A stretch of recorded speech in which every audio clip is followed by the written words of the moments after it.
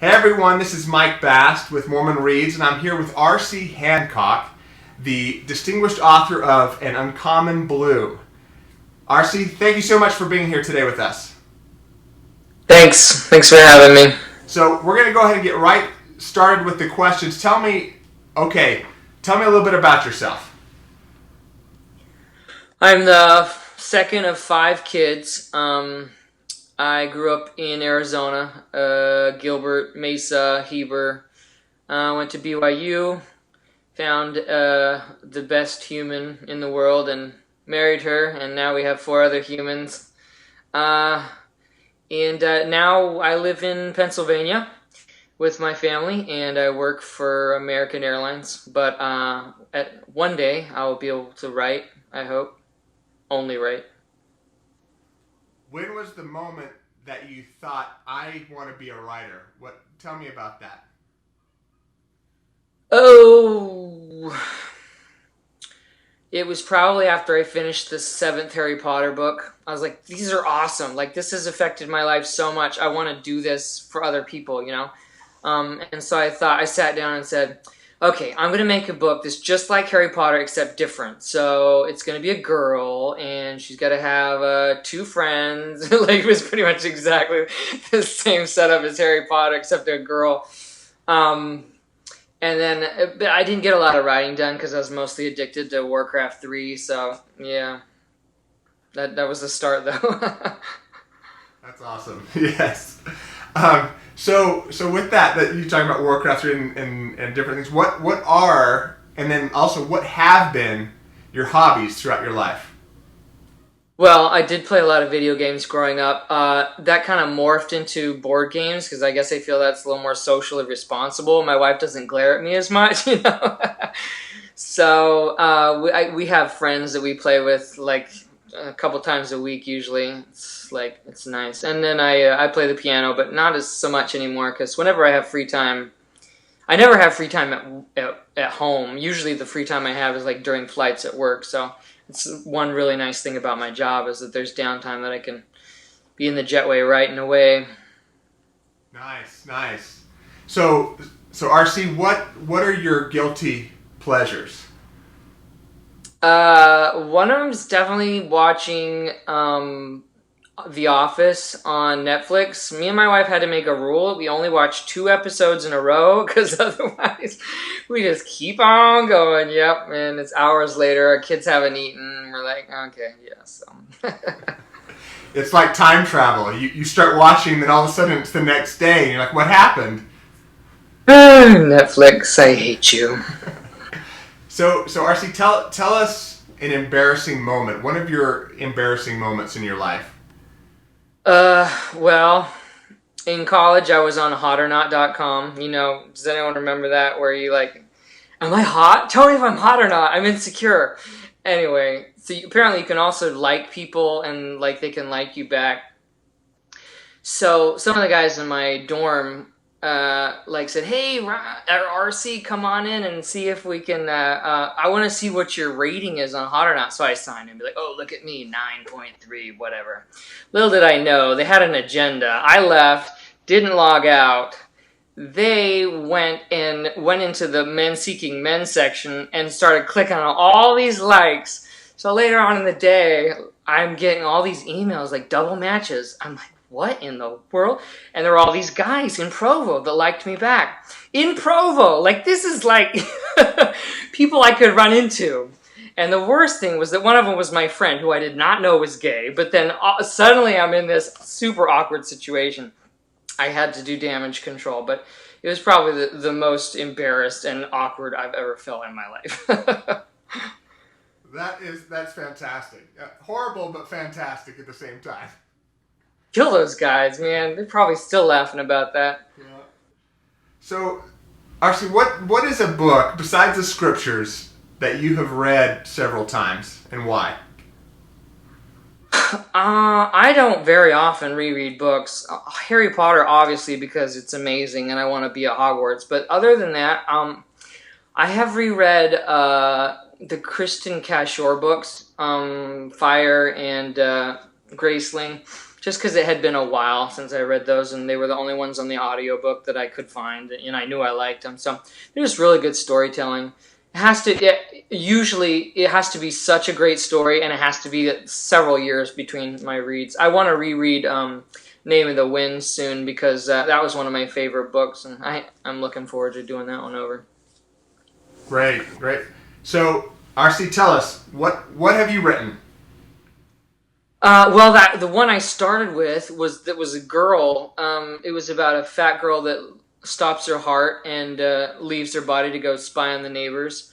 Nobody wanted that. It was like 200,000 words of just plots that didn't connect. And then I rewrote. I turned one of my short stories into a novel. And that was An Uncommon Blue, about a race of people that have glowing colored palms, and it's a caste system. And so finally found someone that wanted to publish that. Cedar Fort published it last year in December, and just celebrated its book birthday. And it's been doing okay, so I'm excited about that. That's it for now. What was that? What did that feel like when you got the letter from Cedar Fort saying that, yes, RC, we're going to publish your book? What did that feel like? It felt kind of like when my wife said she would marry me. It's like, finally I could stop dating. Of course, I had this faulty notion that I would never have to write another query letter or anything else, but that's just part of publishing query letters and finding people that want your stuff, submissions and stuff. So it's just another step on the journey now, I realize, but it felt like I'd won the lottery, I'm done, it's over, I'm finished. Yeah, not so much. So where do your ideas come from? A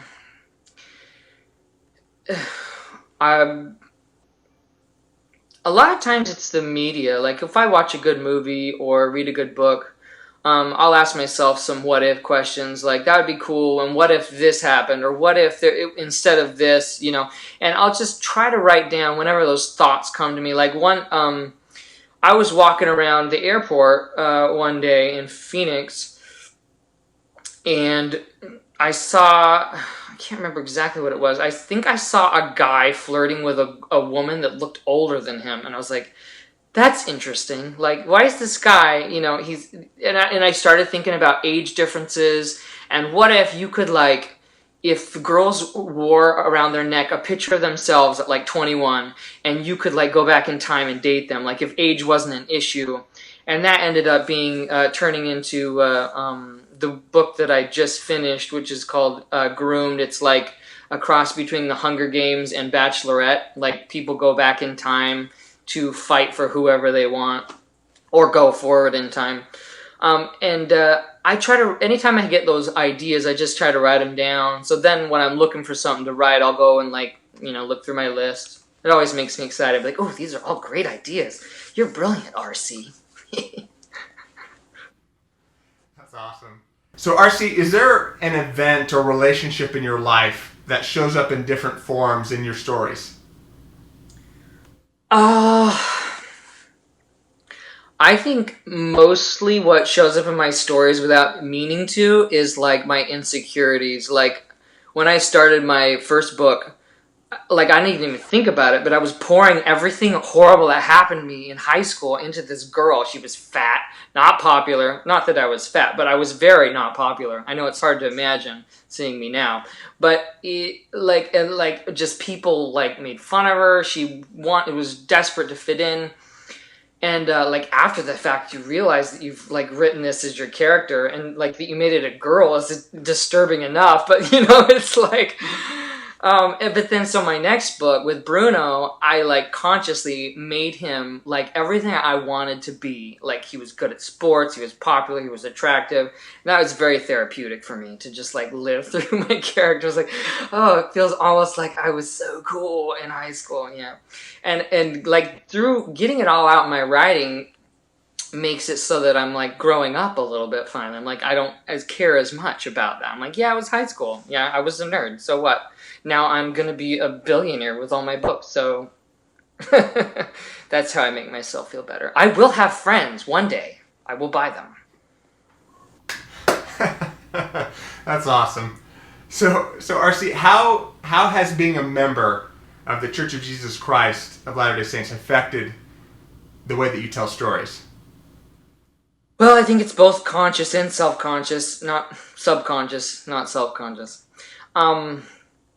Because, because of my testimony of the church and Jesus Christ and good principles, it just kind of comes out in my writing, like Bruno in An Uncommon Blue, just kind of has a lot of similarities between Jesus, how he goes out and helps people and delivers people from jail. And even in the second book, the symbolism is even more pronounced.